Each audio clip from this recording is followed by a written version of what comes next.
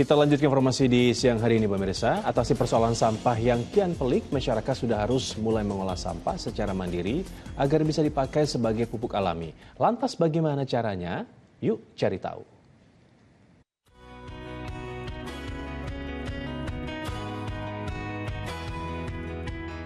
Waduh, kalau lihat sampah menumpuk kayak gini suka bingung ya harus ngapain.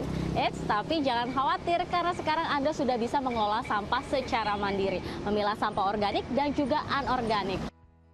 Yap, bener banget nih. Hayo, siapa di sini yang udah mulai pisahin sampah-sampah di rumah? Soalnya, tuh lihat, yang namanya tempat pembuangan akhir sampah hanya akan membuat sampah kita menumpuk dan menggunung. Bahkan yang lebih parah lagi, tumpukan sampah yang tercampur dan terpapar sinar matahari bisa menghasilkan gas metana yang tentunya bisa bahaya kalau terkena percikan api. Nah, yang bisa kita lakukan dari rumah adalah memisahkan sampah organik dan anorganik. Tahu kan, kalau pengolahan sampah organik yang berasal dari sisa makanan, sayuran atau buah-buahan itu bisa menjadi pupuk kompos? Terus caranya gimana ya? Jadi ngompos itu kita butuh dua bahan. Ada sampah hijau, yaitu sampah yang mudah terurai. Jadi kayak sisa makanan, sisa dapur, ini namanya sampah hijau. Terus kita juga butuh sampah coklat, segala macam yang mengering. Entah sekam, bisa sekam bakar, sekam kering.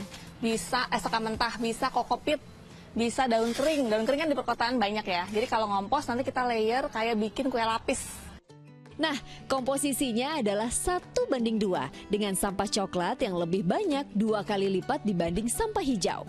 Lapisan pertama adalah sampah coklat, kemudian sisa makanan dan terakhir ditutup lagi dengan sampah coklat dari sekam atau daun kering. Diamkan minimal selama 1 bulan. Jangan lupa diaduk ya supaya tidak terlalu lembab karena pengomposan menggunakan respirasi aerob yang butuh oksigen. Kalau sudah banyak yang menghitam seperti ini, tanda kalau pupuk kompos sudah ada yang siap dipakai. Jangan lupa diayak dulu untuk pisahkan jika masih ada yang belum terurai. Oh iya, ada juga loh unit pengolahan sampah nih, seperti di Depok, Jawa Barat yang bisa menampung sampah-sampah organik warganya. Bahkan selain jadi pupuk kompos, sampah organik juga bisa sebagai pakan magot. Tapi tetap, tugas kita wajib memisahkan sampah dari rumah. Setelah masuk ke UPS, organik yang diwadahkan di ember itu nanti di UPS itu dipilah. Setelah dipilah itu, nanti di UPS ini ada 2 sistem. Ada sistem open window seperti ini, pembuatan pupuk, ada juga sistem maggot. Jadi kita bagi 2 nih sampahnya. Yang bisa dimakan oleh maggot, kita kasih maggot. Yang tidak dimakan oleh maggot, kita jadikan pupuk. Selain memilah sampah di tingkat rumah tangga, sarana prasarana untuk mengolah sampah anorganik sedianya juga harus memadai karena pengolahan dari hulu ke hilir.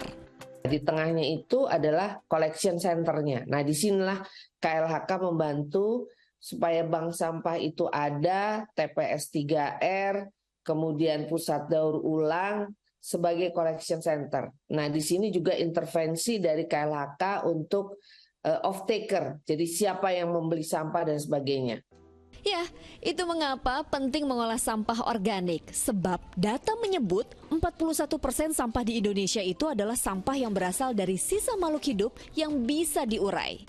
Dan ini ternyata sampahnya tidak bau sama sekali karena ada jamur di daun yang bisa mengurai dan juga memfermentasi sampah organik sehingga tidak ada bau sama sekali. Teatrika Putri, Sri Indro melaporkan.